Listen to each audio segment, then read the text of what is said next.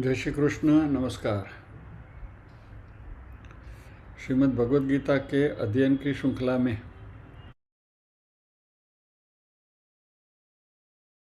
10वें अध्याय विभूति योग के आज के सत्र में सभी साध्यायों का स्वागत एवं अभिवादन। ओमकार के नाद के साथ प्रार्थना करेंगे।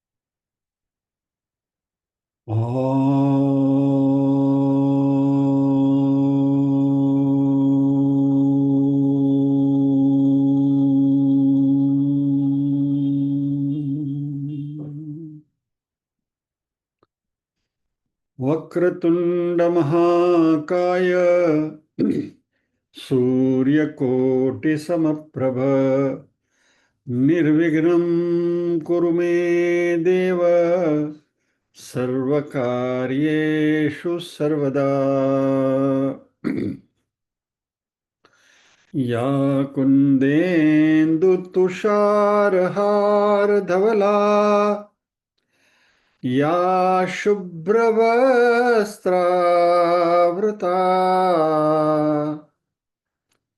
या वीणावरदण्डमण्डितकरा या श्वेतपद्मासना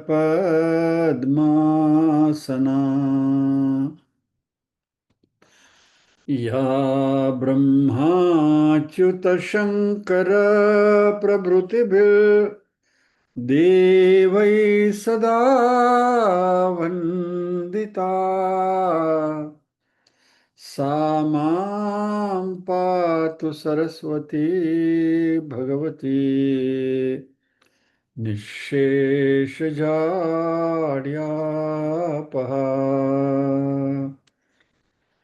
वसुदेवसुतं देवं कंसचाणूरमर्दनं देवकी परमानन्दं कृष्णं वन्दे जगद्गुरुम्।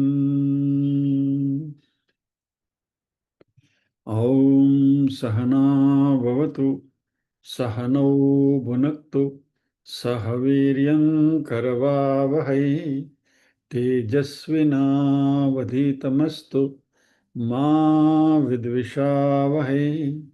ॐ शान्ति शान्ति शान्तिः।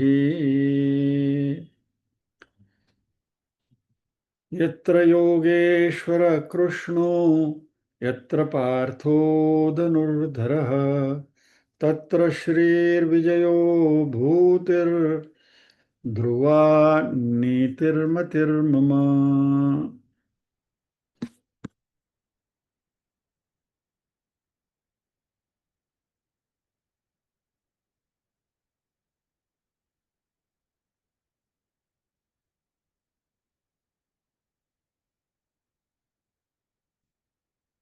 पारायण के लिए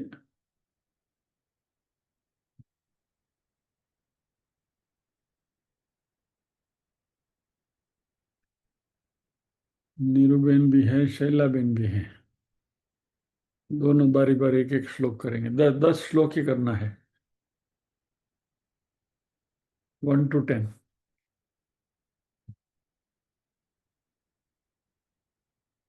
नीरूबेन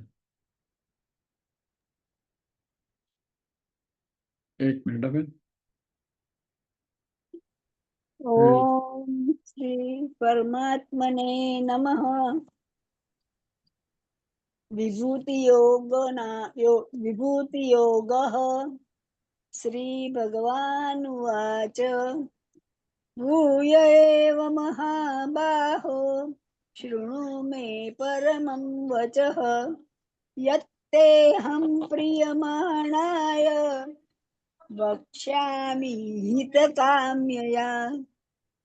न मे विदुःसुरगणाः प्रभवन्न महर्षयः अहमादिर्हि देवानां महर्षीणां च सर्वशः। यो मामजमनादिं च वेत्ति लोकमहेश्वरम् असम्मूढः समर्थ्येषु सर्वपापैः प्रमुच्यते। बुद्धिर्ज्ञानमसम्मोहः क्षमा सत्यं दमः शमः सुखं दुःखं भवो भावो भयं चाभयमेव च। अहिंसा समता तुष्टिस्तपोदानं यशो यशः भवन्ति भावा भूतानां मत्त एव पृथग्विदः। महर्षयः सप्त पूर्वे चत्वारो मनवस्तथा मद्भावा मानसा जाता येषां लोक इमः प्रजाः। एतां विभूतिं योगं च मम यो वेत्ति तत्त्वतः सो विकम्पेन योगेन युज्यते नात्र संशयः। अहं सर्वस्य प्रभवो मत्तः सर्वं प्रवर्तते इति मत्वा भजन्ते मां बुधा भावसमन्विताः। मच्चित्ता मच्चित्ता मद्गतप्राणा बोधयन्तः परस्परम् कथयन्तश्च मां नित्यं तुष्यन्ति च रमन्ति च। तेषां सततयुक्तानां भजतां प्रीतिपूर्वकं ददामि बुद्धियोगन्तं येन मामुपयान्ति ते। जय श्री कृष्ण। जय श्री कृष्ण। बने रहिए। आज 11वां श्लोक करेंगे।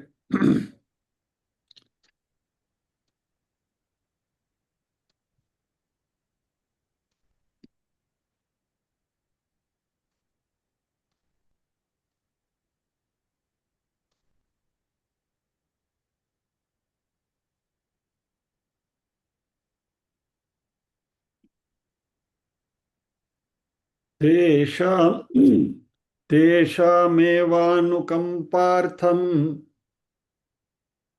तेषामेव तामेवानुकम्पार्थम् अहमज्ञानजं सॉरी, एक मिनट प्लीज, एक्सक्यूज मी।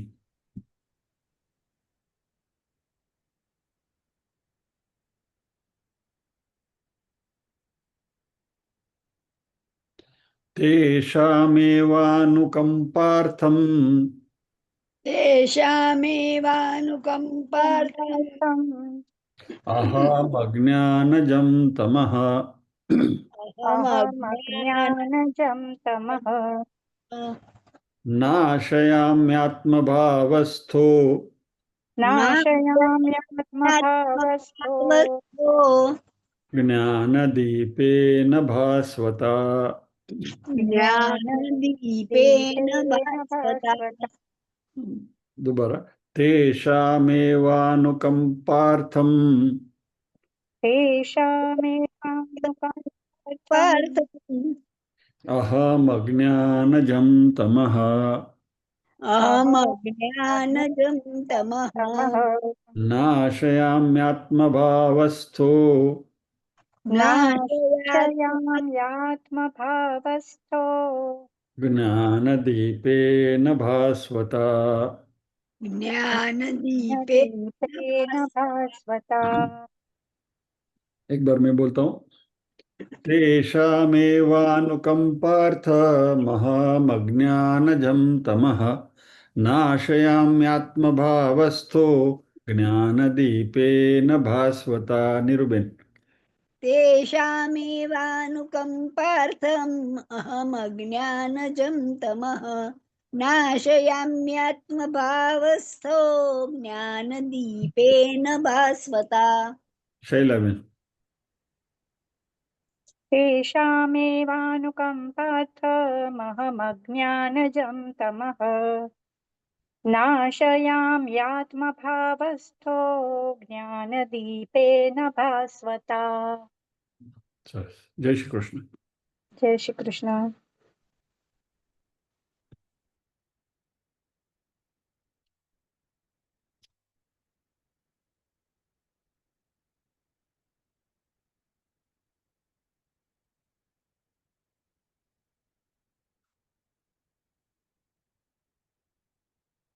तेषाम् एव अनुकंपार्थम अहम अज्ञानजं तमः नाशयामि आत्मभावस्थः ज्ञानदीपेन भास्वता। तेषाम, उनके ऊपर। कौन? जो अगले श्लोक में बताया था। सतत युक्ताये भजताम प्रीति पूर्वकम। ऐसे जो भक्त हैं, भगवान को प्रीति पूर्वक, भगवान का सतत सातत्य से भजन करते हैं,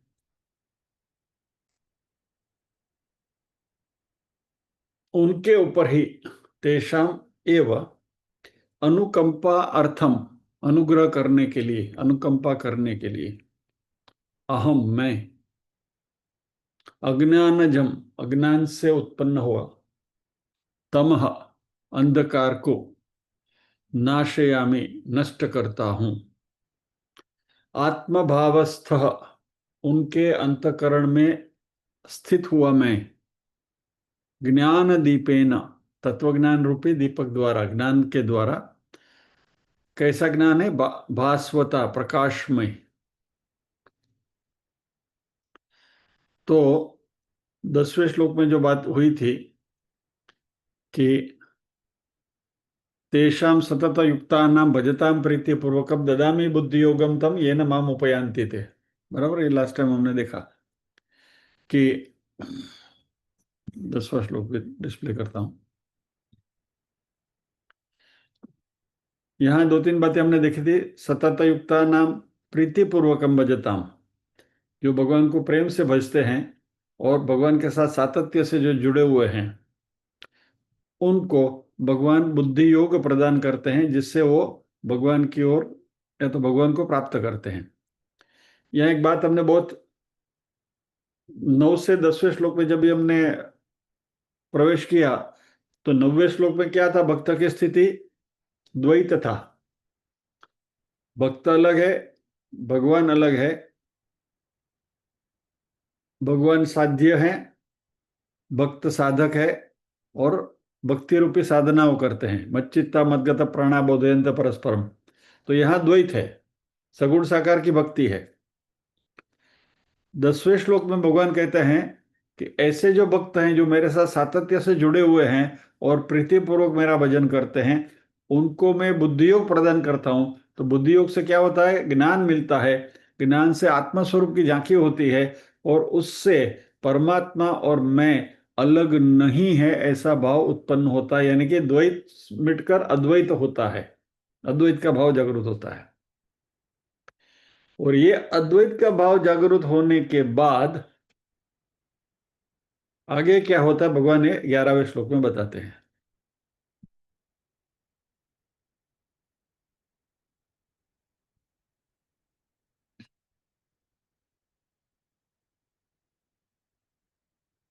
तो इसमें भगवान दर्शाते हैं कि तेषाम, यानी कि ऐसे भक्तों के ऊपर मैं खास अनुग्रह करता हूं, क्योंकि अभी ये भक्त सातत्य से भगवान के साथ जुड़े हुए हैं, और उनमें कहीं भी छोटा सा भी अंधकार रह गया हो, उसका रेसिड्यू भी रह गया हो, तो उसको मैं नष्ट करता हूं। और कैसे? उनके अंतःकरण में मैं तत्वज्ञान रूपी, प्रकाशमय तत्वज्ञान रूपी दीपक के द्वारा मैं स्वयं प्रवेश करके उनके इस अज्ञान का मैं संपूर्ण नाश करता हूं, यानी कि अभी उनके मन में क्लैरिटी के साथ मेरा जो स्वरूप है, तत्व स्वरूप है, उसको वो जान सके, उसकी अनुभूति कर सके। तो उनके ऊपर अनुग्रह करने के लिए उनके अंतःकरण में स्थित हुआ मैं स्वयं ही उनके अज्ञान जनित अंधकार को प्रकाशमय तत्वज्ञान रूप दीपक के द्वारा नष्ट कर देता हूं। In order to shower my grace on them, I, dwelling in their heart, dispel the darkness born of ignorance by the shining light of wisdom। यानी भगवान की अनुकंपा होती है, लेकिन इस अनुकंपा प्राप्त करने के लिए कंडीशन क्या थी? मच्चित्ता मदगत प्राणा बोधयंत परस्परम से लेकर 9वां और 10वां श्लोक। तो नितान श्रद्धा और एक निष्ठा से जो परमेश्वर की भजन पूजन वगैरह अखंड सेवा करते हैं, भगवान की उपासना करते हैं, ऐसे अनन्य भक्तों को आत्म साक्षात्कार रूपी मोक्ष की गति प्राप्त हो, इसलिए भगवान कहते हैं कि मैं स्वयं अनुग्रह करता हूं।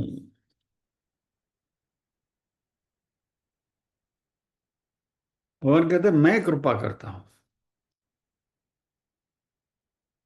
अभी भगवान का जो स्वरूप हमें जानना है वो तो निर्गुण निराकार है, निरुपाधिक है, स्वरूप है उनका। तो वह भक्तों के ऊपर कैसे कृपा करे? वो तो निर्गुण है, निराकार है। How can he act? इसलिए उसको स्पष्टता करने के लिए भगवान कहते हैं कि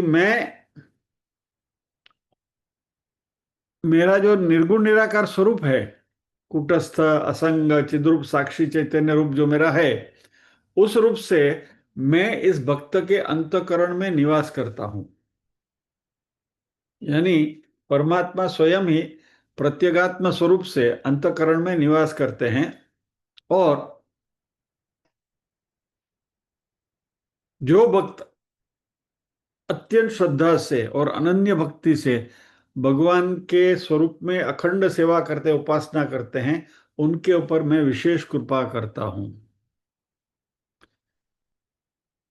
तो कैसे करते हैं? अज्ञान रूपी जो अंधकार है, तिमिर जो है, उसको वो नाश करते हैं।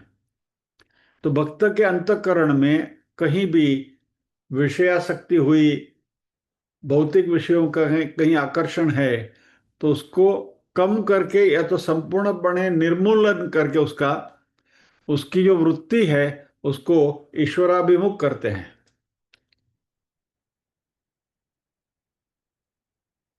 और ऐसे भक्तों में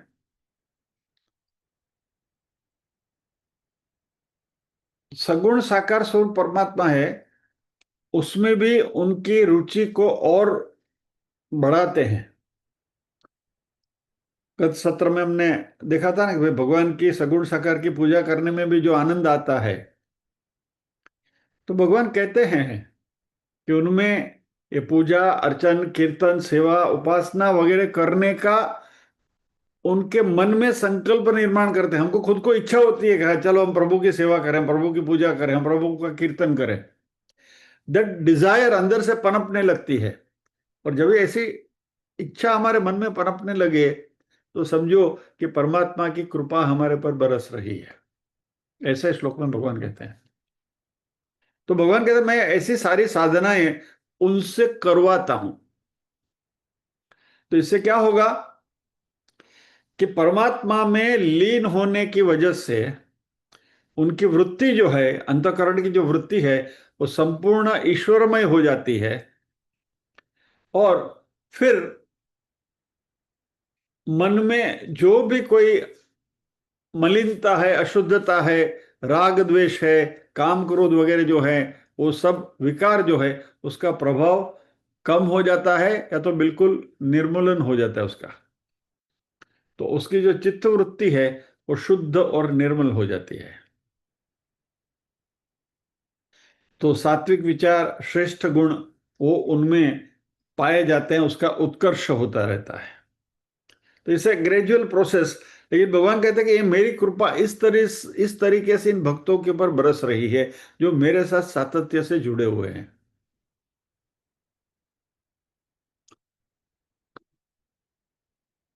इससे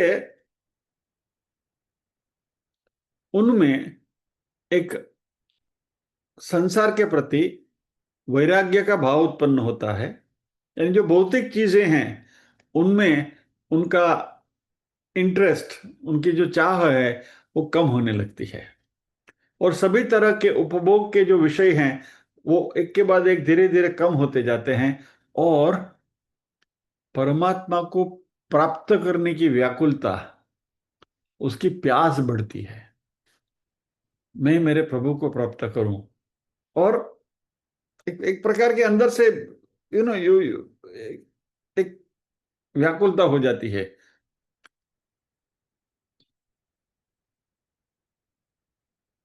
अभी this is a cascading effect.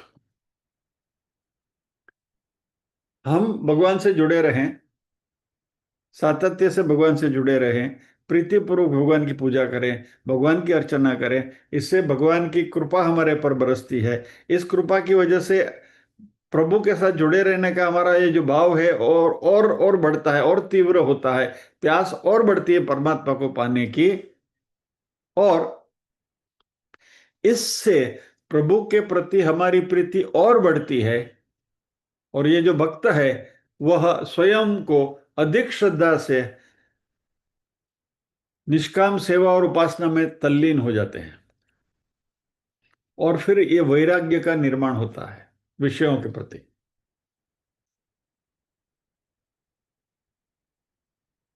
यहां परमात्मा के स्वरूप से थोड़ा सा भी दूर रखने का जो अज्ञान रूप अंधकार है, उसको परमात्मा कहते हैं कि मैं ज्ञान रूप ज्योति का उदय करके नष्ट करता हूं।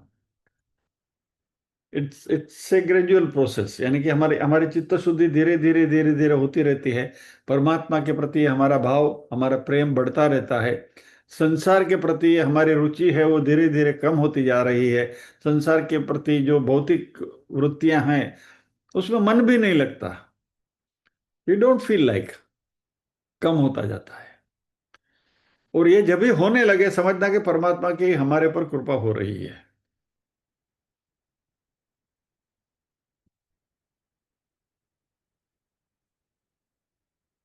वैसे शुद्ध, निर्मल, परिपक्व, वैराग्य युक्त जो भक्त हैं उनको अभी परमात्मा का अभेद स्वरूप या तो परमात्मा के साथ अद्वैत प्राप्त हो, इसके लिए ज्ञान मैं प्रदान करता हूं।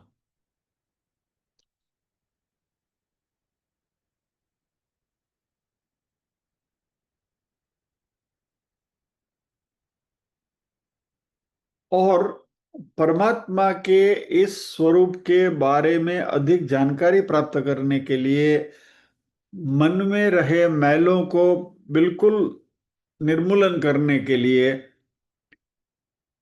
शास्त्रों का ज्ञान, श्रुति और स्मृतियों का जो ज्ञान है वह उसको प्राप्त हो, इसलिए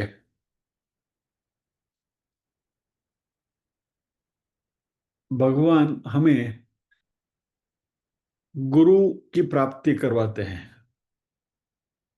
ऐसे गुरु के पास जाने का, वहां से ज्ञान अर्जित करने का संकल्प भक्त के मन में भगवान निर्माण करते हैं। अभी यहां गुरु कौन है? कोई विशेष व्यक्ति है?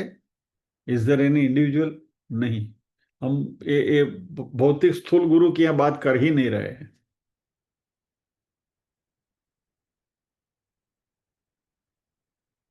गुरु शब्द का अर्थ है गुकारो अंधकार, रुकारो तन्निवर्तक। गु शब्द का अर्थ है अंधकार, और उसको नाश करने वाला जो प्रकाश है वह रू का अर्थ है। तो जैसे प्रकाश का उदय हुआ तो अंधकार का नाश हो जाता है।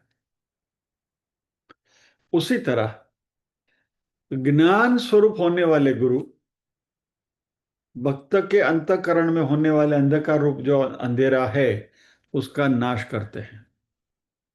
तो ये गुरु कोई शरीर नहीं है, गुरु कोई मनुष्य नहीं है, गुरु कोई व्यक्ति भी नहीं है। यहां गुरु स्वयं सच्चिदानंद परब्रह्म स्वरूप है। यानी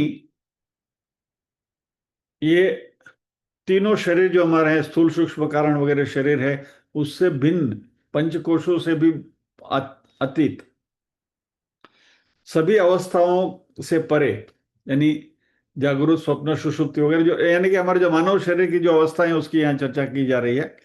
ये सबसे परे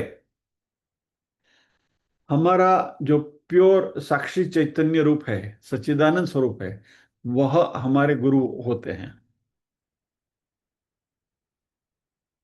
और यह ज्ञान अंदर से प्रकट होता है।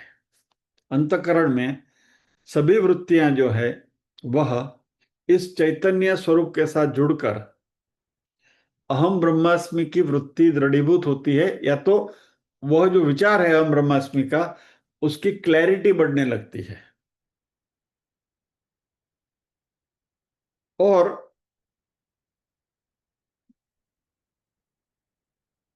इस तरीके से जो अपना जो स्वरूप है, निर्गुण निराकार कूटस्थ असंग साक्षी चैतन्य स्वरूप जो हमारा है, उसका आभास, उसका प्रकाश,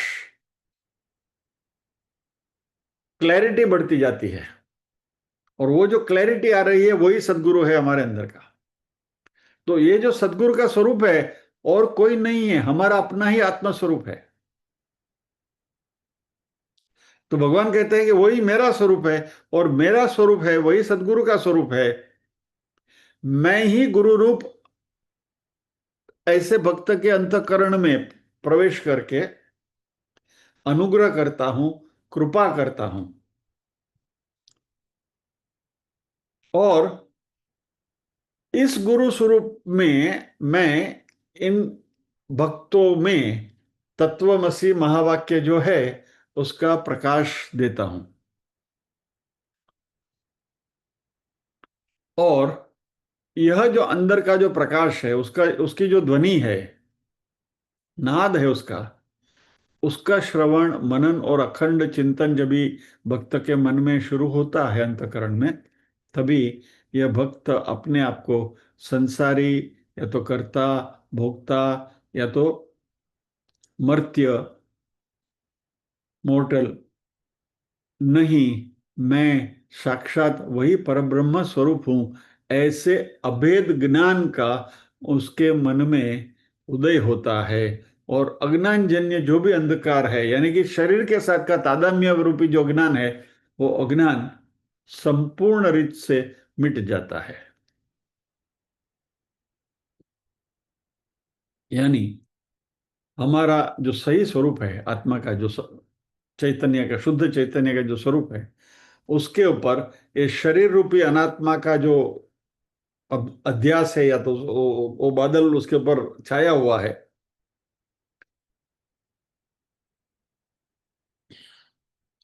वह बादल हट जाता है। और फिर ये जो देहभान है वो देहभान चला जाता है। मैं करता हूं, या तो मैं भुगता हूं, मैं देह हूं, ये जो अज्ञान रूपी अंधकार है, वो भगवान कहते हैं कि मेरे अनुग्रह से उसका मैं निर्मूलन करता हूं।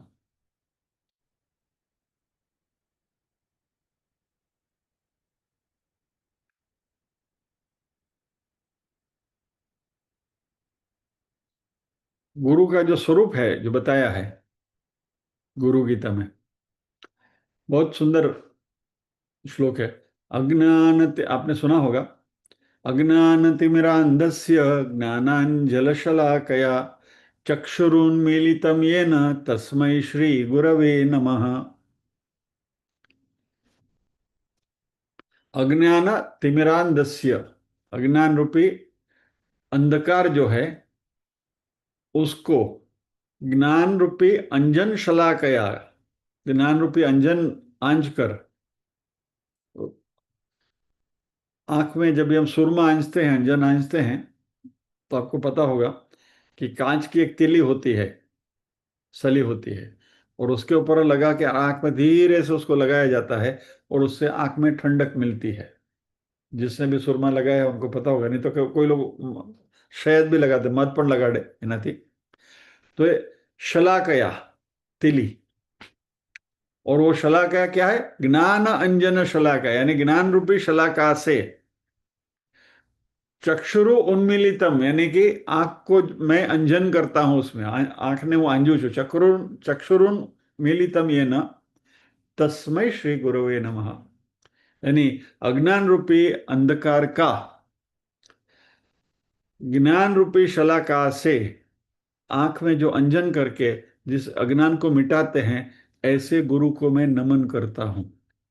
यानी गुरु शिष्य के अंतःकरण में ज्ञान रूप अंजन से अज्ञान और अज्ञानजन्य जो संसार की, जो कल्पित संसार जो है, मिथ्या संसार है, उसका नाश करते हैं। और जब भी ये ज्ञान चक्षु खुल जाते हैं, क्लैरिटी बिल्कुल बढ़ जाती है। जब भी हम ये अंजन आंचते हैं तो हमारी आंख की रोशनी, क्लैरिटी बढ़ जाती है। तो इससे भक्त को साक्षात अपरोक्ष रूप से, परोक्ष रूप से भी नहीं, अपरोक्ष रूप से अद्वैत निर्माण होता है यहाँ। और हमारे मन में ये प्रतीति होती है, चिदानंद रूप शिवोहम शिवोहम, अहम निर्विकल्पो निराकार रूपो विभुर्व्याप्य सर्वत्र सर्वेन्द्रियाणां सदा मे समत्वं न मुक्तिर्न बन्ध चिदानंद रूप शिवोहम शिवोहम, यानी मैं नित्य कूटस्थ असंग साक्षी चैतन्य सच्चिदानंद स्वरूप मेरा है, या तो मैं हूं। इस अभेद ज्ञान का उदय होता है अंतःकरण में, परमात्मा का स्वरूप जो है वो प्राप्त होता है, और तभी अद्वैत मिट जाता है, भक्त और भगवान एक हो जाते हैं।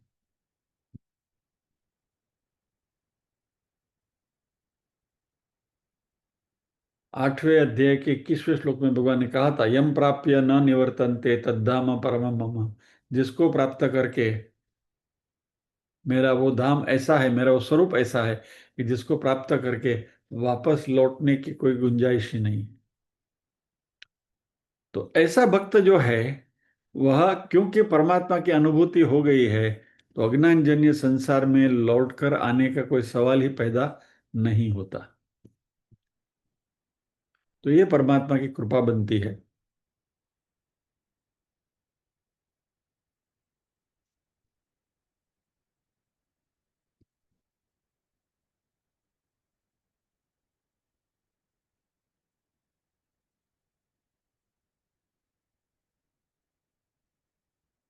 ऐसे भक्तों के मन में सांसारिक इच्छाएं जरा भी नहीं होती,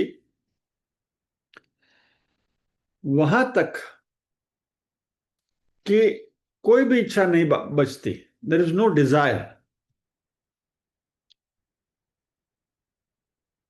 मात्र परमात्मा का प्रेम से भजन करते रहते हैं। और इनका ये निष्काम और प्रेम पूर्वक जो भजन है, उससे परमात्मा का हृदय द्रवित होता है, पिघलता है, और भगवान उस भक्त को अनुग्रह करके कुछ देने की इच्छा भगवान स्वयं करते हैं कि मैं उसको कुछ दूं।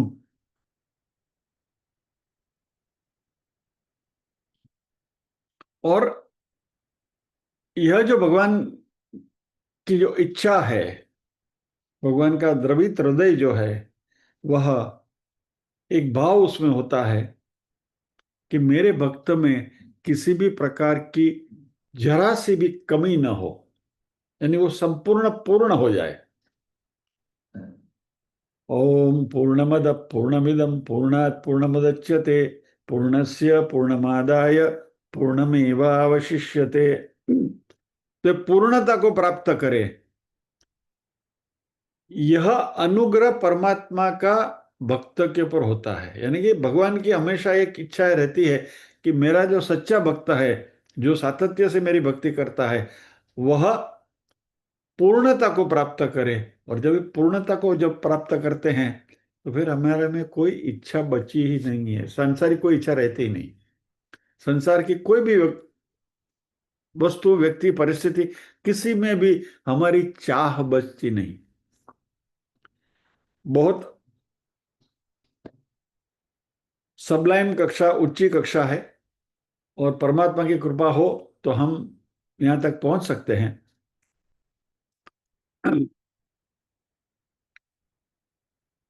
अभी मनुष्य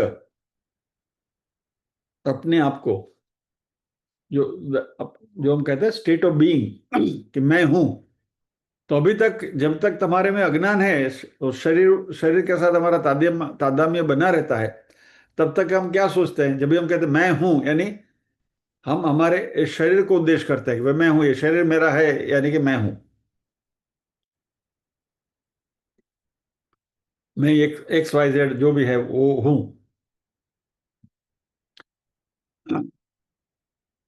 यहां भगवान कहते हैं आत्मभावस्थ शब्द का प्रयोग किया है। यानी यहां दैट स्टेट ऑफ बीइंग, होना, जिसको हम सत्य कहते हैं। भगवान का जब भी हम प्रभु के बारे में बात करते हैं तो सत, चित और आनंद की बात करते हैं। सत यानी स्टेट ऑफ बीइंग, बराबर। चित यानी जो हमारा चित्त है, और आनंद इससे जो मिलता मिलता हुआ जो हमारा आनंद। तो ये जो स्टेट ऑफ बीइंग है, वह भगवान के साथ उसका तादात्म्य होता है। भगवान तो सत है ही, हमेशा ही है। वही सत का भाव हमारे में भी उदय होता है कि भाई आई एम ऑल्सो नॉट मॉर्टल ना, अभी मैं मरने वाला, मैं मर्त्य नहीं हूं। ये आत्मा है, आत्मा अमर है, और ये आत्मा की मृत्यु नहीं है, उसका भाव दृढ़ीभूत होता है। यानी कि परमात्मा जो सत है वही सत मैं हूं, और सत की कभी मृत्यु नहीं होती। तो हम मृत्यु से परे हैं, हम अमर्त्य हैं, ये भाव पैदा होता है।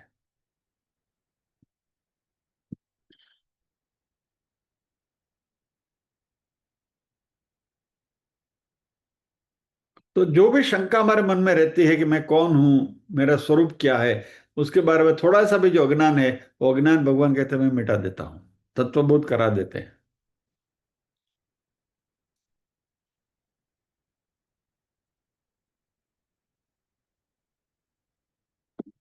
और इस स्थिति में पहुंचने के बाद भक्त के लिए श्रवण, मनन, निधि ध्यासन की जो कसरत की हम बात करते हैं, उसकी फिर कोई जरूरत नहीं होती है, क्योंकि वो तो अंदर से आपो आप प्रकट हो चुका है। यानी अभी कोई ज्ञान नया प्राप्त करके उसको एसिमुलेट करने की अभी जरूरत नहीं, क्योंकि पूर्ण हो गया, परमात्मा के साथ तादात्म्य हो गया।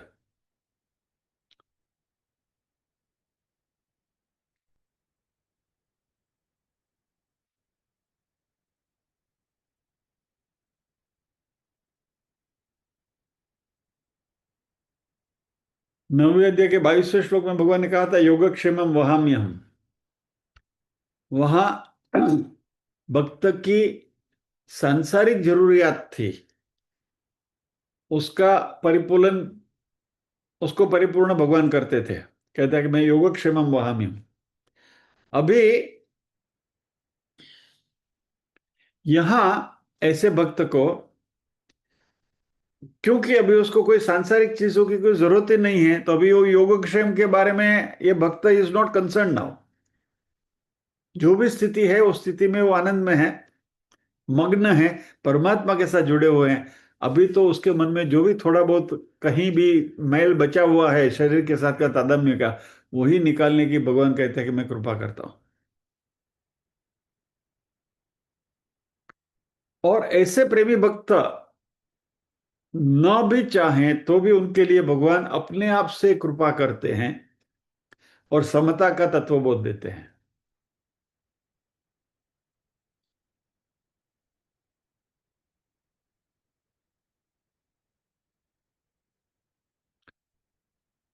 श्रीमद् भागवत में एक श्लोक है, सालोक्य शास्त्रि सामीप्य सारूप्यैकत्वमप्युत दीयमानं न गृह्णन्ति विना मत्सेवनम जनाः। गोपियों के बारे में भगवान कहते हैं कि मेरे जो प्रेमी भक्तगण है, जो अनन्य भक्त जो हैं, भगवान को प्राप्त करने की 5 मुक्ति के बारे में बताया गया है। खास करके पुष्टि मार्ग में इसका ज्यादा जिक्र होता है। ये जो सालोक्य, शास्त्री, सामीप्य, सारूप्य और सायुज्य, ये 5 प्रकार की मुक्ति भगवान प्रदान करते हैं।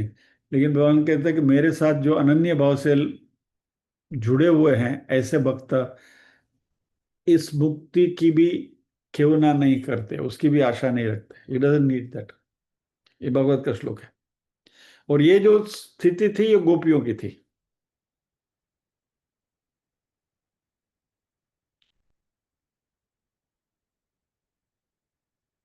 और ऐसे भक्त को, जो गोपियों की जो स्थिति थी,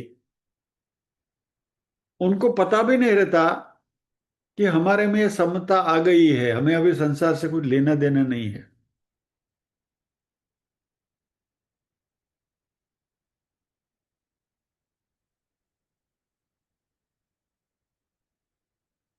यानी कोई भी प्रकार की विशेष शक्ति भी ऐसे भक्त अपने आप को पाता है कि मेरे में है, तो उससे भी वो अनभिज्ञ रहते हैं। They are not concern with it. ये बहुत ऊंचा भाव है भक्ति की, ये एक टोच की कक्षा है।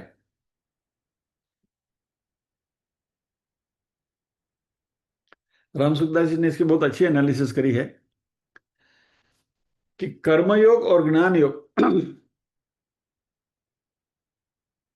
यदि ये दोनों साधन है तो भक्ति योग साध्य है।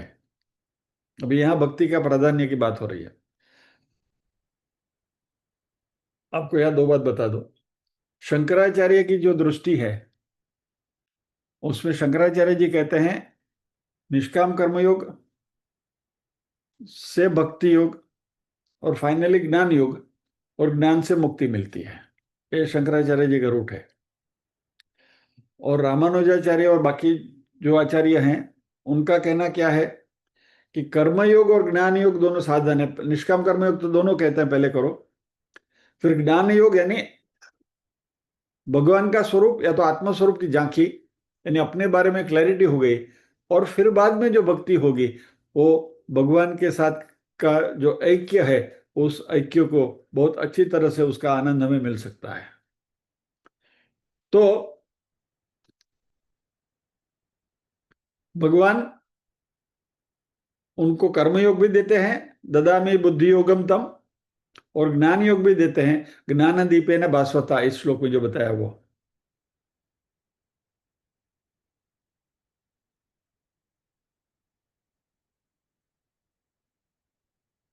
तो कर्म योग से निष्काम भाव और ज्ञान योग से अपने स्वरूप का ज्ञान, स्वरूप का बोध, दोनों बहुत सरलता से, आसानी से, सुगमता से प्राप्त हो जाते हैं।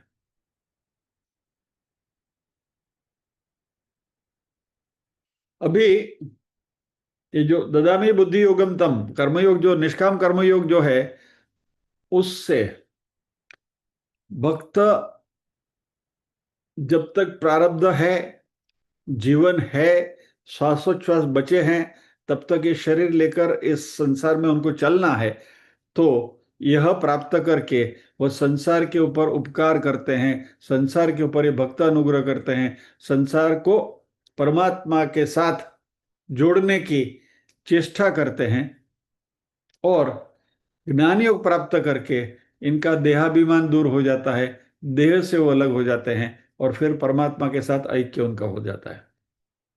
और ऐसे भक्त भगवान का चिंतन, मनन, प्रेम में हमेशा संतुष्ट रहते हैं, मग्न रहते हैं। और क्योंकि पूर्णत्व प्राप्त किया है तो अपने में उनको कोई कमी दिखती नहीं। कमी दिखे तो उसको प्राप्त करने की लालसा बने। क्योंकि पूर्णत्व प्राप्त किया है इसलिए कुछ पाने की आवश्यकता ही नहीं है।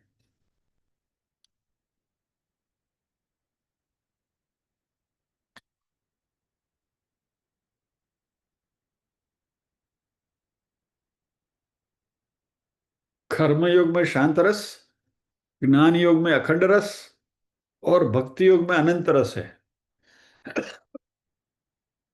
राम सुखदास जी का सेंटेंस में इनटू इन्वर्टेड कोमा पढ़ रहा हूं। कर्मयोग में शांत रस, निष्काम कर्मयोग, अभी कुछ हमें हमें कुछ चाहिए नहीं इसलिए मन शांत हो जाता है, because there are no desires. तो कर्मयोग में शांत रस, ज्ञान योग में अखंड रस यानी कि पूर्णता का भाव, और भक्ति योग में अनंत रस। शांत रस और अखंड रस में अनंत रस नहीं है, लेकिन अनंत रस में शांत रस भी है और अखंड रस भी है। यानी ये जो अनंत रस जो है वो भक्ति से जो मिलता है, यानी कि यहाँ भक्ति का प्राधान्य यहाँ बताया गया है। तो कर्मयोग और ज्ञान योग लौकिक साधन है, भक्ति योग अलौकिक साधन है।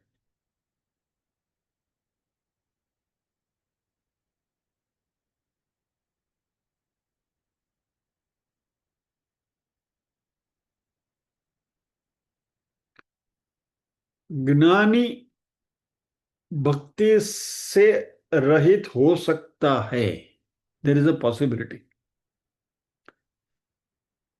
वो ज्ञान शुष्क हो जाता है, मूण वगैरह रोटली।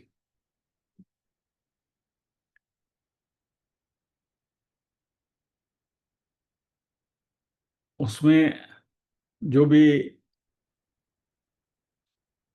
क्या कहूं, नरिशमेंट के जो इंग्रेडिएंट्स हैं वो सारे उसमें उपलब्ध हैं। नरिशमेंट भी करती है वो रोटी, लेकिन वो रोटी खाने का आनंद नहीं आता। અને મૂણ વાળી રોટલી હોય તો એ ખાવાનો આનંદ આવે। वैसे ही जो मात्र जो ज्ञान है, शुष्क ज्ञान जो है, खाली आपने उपनिषदों का अध्ययन कर लिया, इतने सारे श्लोक कंठस्थ कर लिए, ये कर लिया, वो कर लिया, ये कर लिया, ज्ञान का भार बढ़ जाता है और वो ज्ञान शुष्क हो जाता है। तो ज्ञानी भक्ति से रहित हो सकता है, लेकिन भक्त कभी ज्ञान से रहित नहीं हो सकता। क्योंकि इस कक्षा के भक्त बनने के लिए सर्वप्रथम देहाभिमान छूटना जरूरी है। जैसे ही देहाभिमान छूट गया तो ये सब झंझट निकल गई।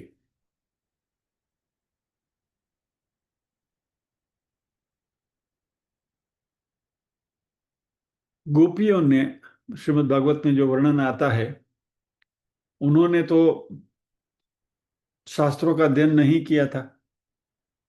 हालांकि वो अगले जन्म में ऋषि मुनि ही थे, शास्त्रों का अध्ययन उन्होंने किया था रामावतार में, वही गोपियां बनकर कृष्णावतार में आई हैं। लेकिन पर से इस कृष्णावतार में उन्होंने कोई शास्त्रों का अध्ययन तो किया नहीं था, ज्ञानी पुरुषों का संग नहीं किया था, स्वयं ज्ञानी थे, बात अलग है, putting rider again and again. व्रत तप आदि कुछ भी नहीं किया था, फिर भी उनमें विलक्षण ज्ञान था, परमात्मा के साथ उनका ऐक्य था। और इसलिए जब भी भगवान अंतर्ध्यान हो गए गोपी गीत में, तो जो विरह का भाव उनके हृदय में से प्रकट हो रहा था कि भगवान का एक क्षण का विरह भी वो सह नहीं पा रही थी।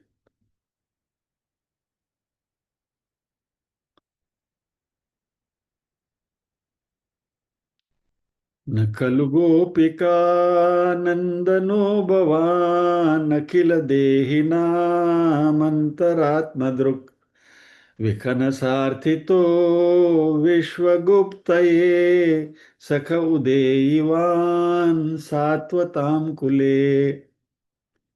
गोपी गीत का एक श्लोक।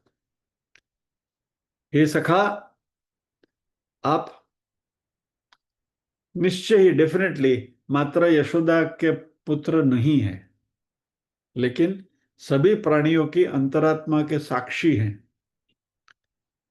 ब्रह्मा जी की प्रार्थना सुनकर विश्व की रक्षा के लिए ही आप यदुकुल में अवतीर्ण हुए हैं।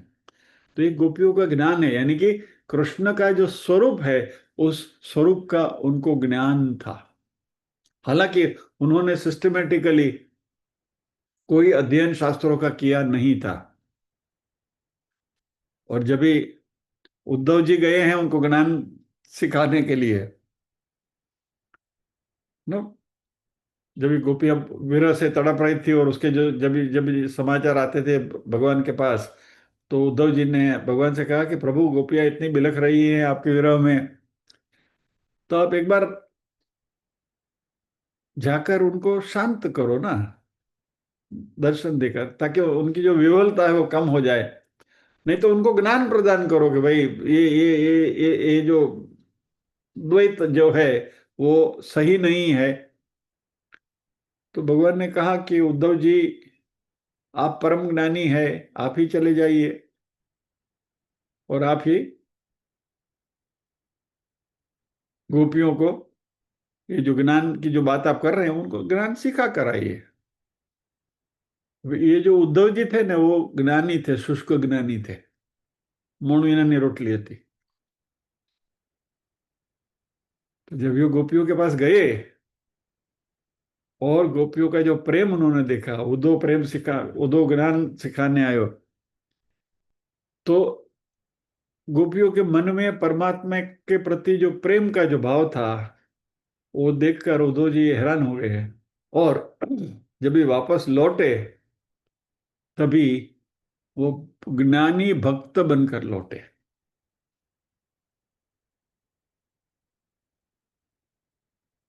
तो वासुदेव सर्वम, यहाँ इस जगत में कृष्ण के अलावा और कुछ है ही नहीं, उसका बोध हो जाता है। और भगवान कहते हैं कि आत्मभावस्थ सभी जीवों में भगवान का वास है। हम सब परमात्मा के ही अंश हैं। 15वें अध्याय में आएगा ममैवांशो जीवलोके जीवभूत सनातन, क्योंकि भगवान ही जीव स्वरूप से प्रकट हुए हैं। और इस तरीके से हम देखें तो हम परमात्मा से अलग नहीं हैं। तैत्तरीय उपनिषद में भी भगवान ने कहा है तत्सृष्ट्वा तदेवानुप्राविशत, ये पूरी सृष्टि का सृजन करके भगवान ने उसमें प्रवेश किया। यानी भगवान हमसे अलग नहीं है, इस भाव की हमें सातत्य से स्मृति होनी चाहिए कि हम परमात्मा के ही स्वरूप हैं, परमात्मा के अंश तो हैं ही, लेकिन धीरे धीरे जैसे ये ज्ञान हमारा सुदृढ़ होता जाता है तो हमारे में और परमात्मा में कोई फर्क हमें नहीं दिखना चाहिए। ये भक्ति की पराकाष्ठा है, और ये ज्ञान के मार्ग से चल के यहां तक हम पहुंचते हैं। तो इस बात के साथ आज इस सत्र को यहां विराम देते हैं, प्रार्थना करेंगे। ये बहुत अनूठा श्लोक है, इसमें भक्ति की महिमा बताई है, लेकिन ये जो भक्ति है वो ज्ञान युक्त भक्ति है, यानी कि परमात्मा के स्वरूप के बारे में हमें पता है और फिर हमें परमात्मा के साथ जो लगाव होता है उस भाव की बात है यहाँ। आइए प्रार्थना करते हैं। ओम असतो मा सद्गमय, तमसो मा ज्योतिर्गमय, मृत्योर्मा अमृतंगमय, सर्वेषां स्वस्तिर्भवतु, सर्वेषां शांतिर्भवतु, सर्वेषां मंगलं भवतु, सर्वेषां पूर्णं भवतु, लोका समस्ताः सुखिनो भवन्तु, लोका समस्ताः सुखिनो भवन्तु, नाहं कर्ता हरिः कर्ता, हरिः कर्ता हि केवलम्। ओम शांति शांति शांति ही। सभी के हृदय कौल में विराजमान वही परम स्वरूप परमात्मा को वंदन करते हुए आज के सत्र को विराम देने से पहले आज देव उठी एकादशी है। भगवान सो कॉल्ड निद्रा से जागृत हुए हैं, तो जागे हुए प्रभु अभी अपने स्वरूप का हमें भी हमारे पर अनुग्रह करके उनके स्वरूप का हमें ज्ञान कराए। ऐसी आज की एकादशी के शुभ दिन पर प्रभु से प्रार्थना करते हैं और आज के सत्र को यहाँ विराम देते हैं।